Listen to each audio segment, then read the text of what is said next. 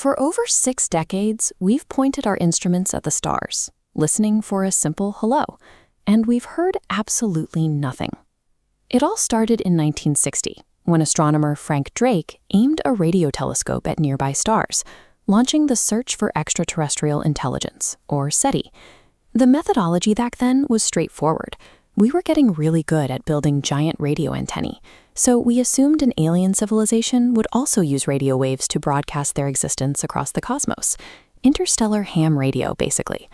Drake guessed the exact frequency they might use, a quiet span of the radio spectrum known as the waterhole. Major SETI programs spent decades scanning this narrow band, waiting for a spike from the background noise, but it never appeared. The lack of results suggests we are searching for a version of ourselves that existed only for a brief moment, tethering our search parameters to the specific radio technology of 1960s Earth. To find a signal, we need to rebuild our profile of who might be sending it, and that starts with the most critical variable, age. This timeline shows the Milky Way's 10 billion year history. Humanity's radio era spans a century. The odds another civilization exists in our exact 100-year window are practically zero. A detectable signal must come from a civilization surviving its infancy, thousands or millions of years older. Therefore, we must stop looking for our technological peers and start trying to anticipate the behavior of a vastly older, more advanced species. This brings us to a second variable: how an advanced civilization actually transmits information over interstellar distances. Due to long wavelengths, radio signals spread out rapidly.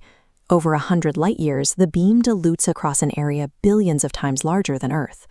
Conversely, lasers operate at wavelengths tens of thousands of times shorter, generating tightly focused beams retaining energy across massive distances. An older civilization would likely avoid wasting power on diffuse radio broadcasts, preferring the high efficiency of targeted laser strikes. But a tight laser beam is only useful if the sender knows exactly where to point it. We are already proving this level of precision is possible. Right now, we are deploying space telescopes to hunt down and catalog Earth-like exoplanets throughout our stellar neighborhood. Within the next few decades, optical interferometry and space-based starshades will allow us to directly resolve the surfaces of planets hundreds of light-years away.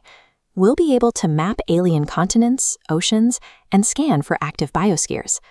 A local civilization that is millions of years older than us developed this exact mapping technology long ago. They have already mapped the life-bearing worlds in their vicinity, and they are beaming their signals directly at known biospheres like ours. The convergence of age, energy efficiency, and planetary mapping defines a new target: a highly focused, broad-spectrum laser pulse directed squarely at Earth's orbit. This presents a new challenge, because these narrow flashes could hit Earth at any moment from any random star system.